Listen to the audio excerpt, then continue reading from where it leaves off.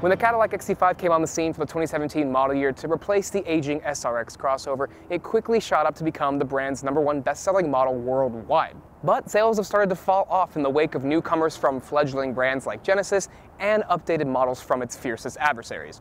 Since Alex last had the XT5 on the channel back in 2017, it's actually received a host of powertrain and technology updates, but with a full redesign looming for the 2024 model year, it's likely you'll want to wait for what will probably be a more technology, safety, and efficiency-focused entry in an increasingly popular and competitive segment. But what does the XT5 get you in 2023? Let's check that out.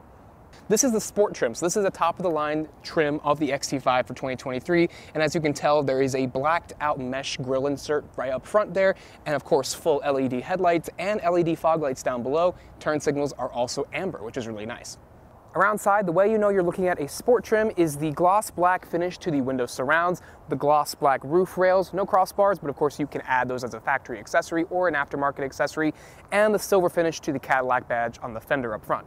All sport trims come with 20-inch wheels. There are a couple to choose from, but they all have red painted brake calipers, and they ride on 235/55 Michelin Primacy Tour all-season tires. Size-wise, this is closer to something like a Lexus RX or a Lincoln Nautilus than an Alfa Romeo Stelvio or a Genesis GV70. Its wheelbase is 112.5 inches long, and its overall length is 189.6 inches long, which is basically right there at the epicenter with the Nautilus, and everything else straddles the line around them. Interestingly though, the smaller Cadillac XT4 crossover is actually nearly 2 inches wider than the XT5, making its second row feel shockingly similar to the XT5, even though it has a smaller overall footprint.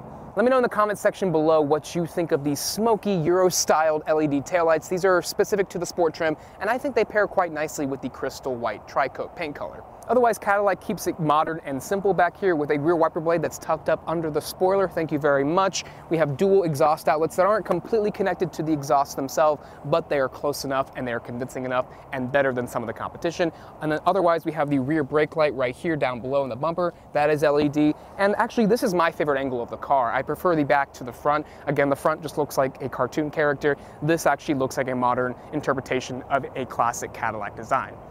The XT5 comes standard with a healthy serving of driver assistance and safety features. These include the follow distance indicator, which is the row of lights on the dashboard that flash at you and reflect up into the glass to warn you that you're about to hit something. That feature is tied with the safety alert seat, which is the driver's seat that zaps you in the butt if you are about to change lanes unknowingly or run into another car. You've also got forward collision alert, front pedestrian braking, auto high beams, lane keep assist with lane departure warning, lane change alert with side blind zone alert, and rear cross traffic alert. Optional equipment includes the HD surround view camera, rear pedestrian alert, the digital rear view camera mirror, automatic parking assist, adaptive cruise control, enhanced automatic emergency braking, reverse automatic braking, and then the automatic seatbelt tightening mechanism. As many reviewers noted, it was a little bit sluggish when paired with this otherwise very sprightly 3.6 V6, so for the 2020 refresh, GM swapped it out for their in-house 9-speed automatic.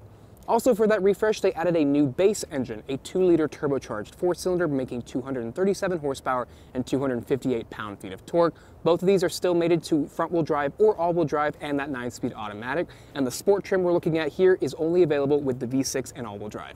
During my week with the XT5, I have found the front seats to be very comfortable. They're not the softest or most supple leather seats I've ever sat in, even though these are the semi-aniline leather seats. If you want a more adjustable or an even plusher seat, you'll want to go to Lincoln or Volvo for that. But otherwise, these are very comfortable for daily driving. They're not the most bolstered seats ever, so you will slide around a bit if you're doing some exciting driving.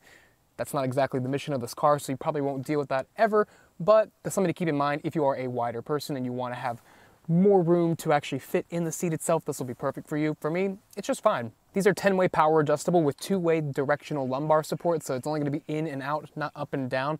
And all models come with a power tilt and telescoping mechanism right here with a D-pad on the side, just like the Chevy Traverse I just had. Only the driver's side gets 2-person memory seat settings, but next to the seat setting buttons right here is a button that allows the steering wheel and the seat to move to the proper position for the best or most accessible ingress and egress. So that's a pretty convenient feature. There's a particular stadium-style seating feel to the XT5 back here. I definitely feel like I'm perched up higher than the front seats, and that makes it also feel like I have not as much headroom. My head is definitely closer to the headliner back here than it was up front, even in this outboard seating position. But unlike the front seats, the heated rear seats are working, and this model is equipped with them, so that is a nice feature, but there are no ventilated seats back here on any model. The seat bottom cushion itself is also on the shorter side, so my knees are a little bit higher and farther away than I was expecting them to be, but there's plenty of footroom under the front seat, so if you want to stretch out just a tiny bit, you can stick your feet under there with no problem. Now moving over to the middle seat, my head is basically touching the headliner. Now it helps to have the sunroof to give you an open airy feel, but this is not exactly the most spacious second row in this class, especially compared to the new Lexus RX. They were able to stretch the wheelbase but keep the car the same length with shorter overhangs, and therefore its second row now feels maybe a little bit better than this. So if you want a better, more spacious second row, this might not be the best pick any longer. It was pretty good when it came out, but for 2023, it's a little bit less competitive. Luckily though, if you do have people back here, there are air vents right here below that. You can control the climate control back here. There's a tri-zone climate system in this particular model, so the controls for that are right here in the console. And the seats themselves actually recline a good bit. However, if you want to recline the seats, it's not a lever down here or an easy access button or anything. You actually have to reach over your shoulder and pull the lever right here, and then you can recline forward and backwards. Let's see how upright I can get. So this is as upright as the seat will go. And then if you go back, it's not the most reclined I've ever seen a car seat go, but it's enough to make you pretty comfortable on a long road trip, I suspect. And I still think there's plenty of room for a reverse-facing child seat back here. Even though the seat backs themselves don't recline too much, the seat bottom actually slides pretty far forward and backward to maximize cargo or legroom, whichever you want. In terms of cargo capacity, the XT5 has 30 cubic feet of space behind the second row and 63 with the second row folded down. That's going to be right in the middle of the pack, but a pretty decent margin less than what you get in a Lincoln Nautilus. Now there is under the floor storage that really is kind of taken up mostly by this compact spare tire, but you have some other storage spaces over there, as well as sections for a cargo divider system. That is back here in the back. You can take that out and then set it up on these rails right here, which have this mechanism that you can pop out. This slides around. You connect that wall divider thing right here, and then you put them back on this rail, and you can adjust the position of them accordingly. Also, if you want to fold down the second row seats, luckily Cadillac gives you levers on the side of the wall right here. You pull that lever here, and then you pull this lever here, and the second row seat will fold down, but they can't power fold back up, so if you want to do something like that, you'll have to get a much more expensive vehicle. Taking a look around the interior of this top-of-the-line sport trim, unfortunately this model has the jet black interior. There are 3 other interior colors: Cirrus, which is light gray like the cloud, Maple Sugar, which is brown like the sticky sweet condiment, and Kona Brown, which looks kind of like the color of cinnamon. But here's what we have to work with. These are height adjustable headrests, height adjustable seat belts over there, of course. And I do like the design of the seats themselves. It's a sort of techno-modern stitching going on there in the center with a bunch of contrast white stitching all around. Over on the door panel here, we have a shiny material that's sort of a carbon fiber look, so that's of course fitting for the sport theme. Then we have the silver finished metal speaker grille for the Bose premium sound system.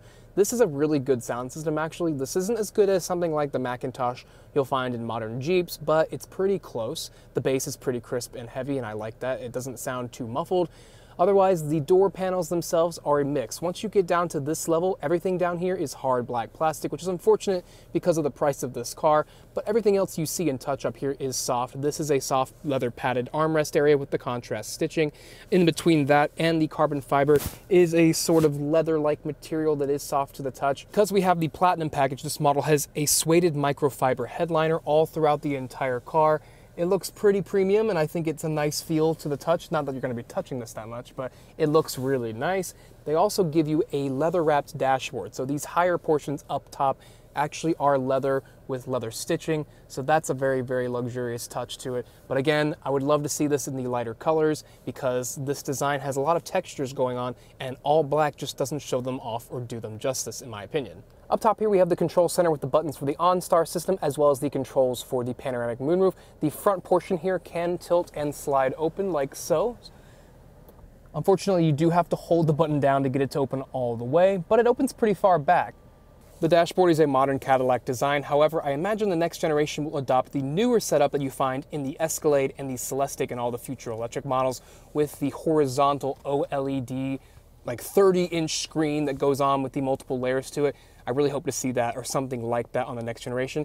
This system is also perfectly fine. It's just a smaller than average screen, but the newest Cadillac User Experience Software, or Q, is right here, and it works very well. Very snappy touchscreen. Android Auto and Apple CarPlay are wireless. Then we have some touch-sensitive buttons over here on the side. Up here is to disable and enable the parking sensors. This is to activate the automatic parking system, and this is to enable and disable the automatic engine start-stop. Down below that, there is just this blank space here in the center, a mute button and a home button, which gets you back to the Cadillac software. If you want to do Cadillac's built-in maps, it's actually a connected system, so you actually have to set it up and connect a smartphone to get the data for that. But if that's something you want to do, it is there for you. Then right below that, we have the controls for the tri-zone climate control. You can access most, if not all, of the features on the touchscreen. Then there's a little cubby space down here below that. There is no rubberized bottom right here to keep things in place, so when you do go into turns, keys or such will slide around. As part of the 2020 refresh, this console area got a slight redesign.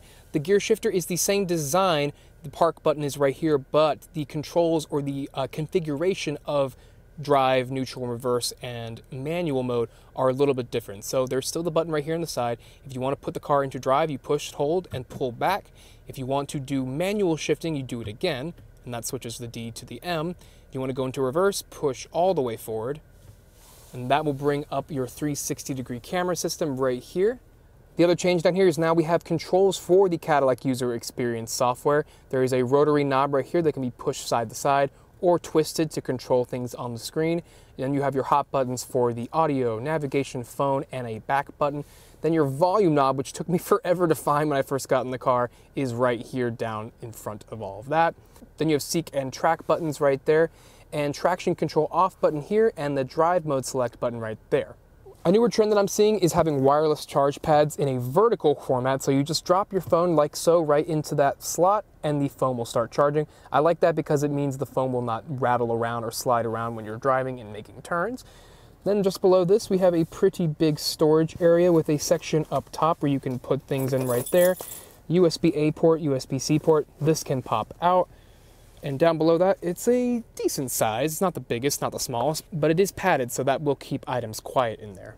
Then we have the steering wheel, which is a typical modern Cadillac design. This didn't really get any changes after the refresh. The seek and track buttons for the audio system are there. This section right here controls your instrument cluster up there. You have your volume controls here. Paddle shifters behind the steering wheel, which do have a nice feel to them. And then on the left side, controls for your cruise control system, voice commands, and hanging up your phone, as well as adjusting the gap for the adaptive cruise control, turning on lane keep assist, and turning on and off the heated steering wheel. One way this car is falling behind its $70,000 competition is the fact that we don't have a full LCD instrument cluster. We have a partial one with a screen in the center here. There are a lot of things you can look at on this screen, but again, it's just not as impressive as some of the more immersive systems out there. You got your speedometer on the right, tachometer on the left, and if you get the car equipped with the night vision camera, you can slide over here and go right into that, but it's only available when it's dark, so unfortunately I can't show it to you right now. I'll put up some B-roll of it on the screen in a second. The biggest thing to know about the 2023 Cadillac XT5 is that this is now the last naturally aspirated V6 standing in this segment. The all-new Lexus RX has switched to all turbos and all hybrids, and everything else in this segment either does turbo 4 cylinders or turbocharged 6 cylinders. Not too long ago, the naturally aspirated V6 would have been the most popular type of engine you'd find in a vehicle in this class, but now this one is the unique choice in the segment, and those turbocharged 4 cylinders are good. They've got a lot of low-end torque, but this just has a sound and a feel to it that I really miss. If you want this type of experience, you can get turbocharged or twin turbocharged V6 engines in some of the competition, but those are going to be a lot more powerful than this. In my testing, I got 6.6 seconds, the same that Alex got with the old 8-speed. Even with this new 9-speed transmission, the shifts are quick, and that all-wheel drive traction you get default in sport mode really helps and gives you all that grip that you need. As with before, this all-wheel drive system is, I guess, a part-time system. You do have to manually put it into all-wheel drive. The car starts in two-wheel drive mode, but it's tied to the drive mode. So if you want to go into just basic all-wheel drive, that is a press of the drive mode button. That will put you into all-wheel drive. Then you push it again to get into sport, which of course, sharpens up the throttle response, gives you a little bit quicker shifting. And then there's an off-road mode as well, which is going to give you the best type of all-wheel drive system setup for off-roading. I haven't had to test that, and I'm not probably going to because this is not a car I plan to take off-road. But if you want to, the button is there, the feature is there. Braking from 60 miles per hour to 0 took roughly the same 119 feet as the last top trim XT5 Alex tested in 2017.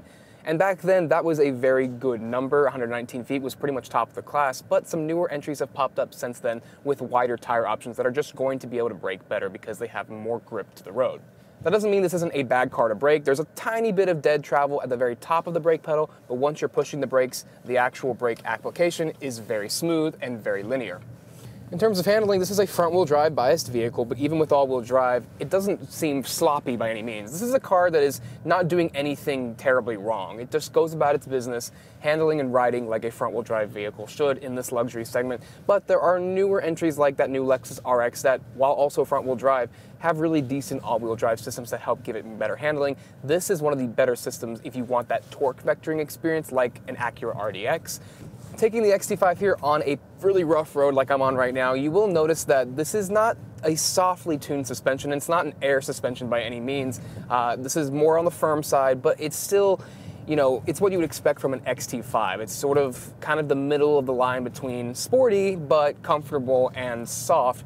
But on this particular road, you can definitely tell by the camera shake and just the general view that you're looking at, this is a really rough road. And the XT5 definitely is affected by those rough areas in the road, but you know, it's not like the Cadillac of the old days, like a DTS or a DeVille. It's just not going to be that floaty.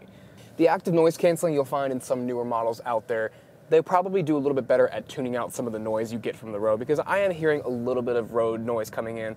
There's really no wind noise, so that's good. At around town driving speeds, the wind noise is kept to a minimum, so that's really nice. And on the highway, it's also a very quiet car, and the sound system makes up for anything you might hear in this cabin. This is a really good Bose stereo, so that's something to keep in mind. The main reason most car companies, if not all of them, have gone to the turbocharged 4-cylinder formula is because of fuel economy. Now, you can get the same kind of similar power out of a turbocharged 4-cylinder and usually more torque, but this has 310 horsepower, which out on the highway became very useful for passing at higher speeds. But that's also why Cadillac added that base turbo 4-cylinder, because if you want better fuel economy, that is definitely the engine you're going to want to get. It's going to get 1 to 2 better miles per gallon overall or combined than this engine. And that's actually the engine you're going to want to go with if you want to lower your overall cost of ownership of an XT5, because A, the fuel economy benefits, and B, you can't get that engine on the top sport trim here. So if you want to save some money and, you know, lose a little bit of equipment here and there, you can get a lower trim level with that engine, but you can still get all-wheel drive. So if you still need that traction and that really good part-time system, which I actually really like how this works, then you can still get that in a 4-cylinder XT5. Bottom line, 2017 was quite a long time ago if you think about it in automotive industry terms. A lot of newcomers have popped up, and the establishment have all received updates that really elevate them past what the XT5 here can offer. The only car that hasn't surpassed this or gotten any noticeable updates that, in my opinion, push it well beyond the limits of this car is the Lincoln Nautilus, which of course back when this first came out was still known as the Lincoln MKS. But that car is still the same old car as it was back in 2017. And so if you're looking for something that's kind of that old in that sort of age category, the Nautilus is going to give you that similar experience to this. This is definitely a nicer interior and a nicer driving experience, but the Nautilus has higher performance options than this. So if you want a twin-turbo V6 engine, that is where you're going to want to go if you want an American two-row luxury car. But like I said, there's really nothing blatantly wrong with the XT5. It's just not as good as the competition that currently exists in 2022. But I expect that changes are coming for 2024 that will really put this back up there near the top of the list. Until then, we'll have to see what happens. As I alluded to at the beginning of the video, you definitely might want to wait out for the next generation model, which is coming very, very soon, probably in the next year or so, because overall, though, while I really like the XT5 and I think it's a decent package, there are more competitive offerings around the $70,000 top price of this model right here that I think just provide a little bit better style, features, and safety tech. So if that's something you're after, I would honestly put the XT5 here on hold because it's just not as good as some of those offerings in 2022. The next generation should be pretty impressive though if it has anything like the newer interiors that Cadillac has been offering recently, and it should definitely have Super Cruise, a very standout feature in the competitive set. Thank you so much for watching. I really appreciate your review as always. Make sure to like and subscribe, comment, let me know what you think about the XT5. Would you buy one in 2022? Is it worth it? Is there anything it's better than in the competitive set? Let me know below. I'd really love to see what you think. Please make sure to follow us on Facebook, Instagram, Twitter, TikTok, all of those social places, alexonautos.com for the written reviews, and the Auto Buyer's Guide podcast channel and the EV Buyer's Guide channel right here on YouTube. Thanks so much again, and we'll see you next time.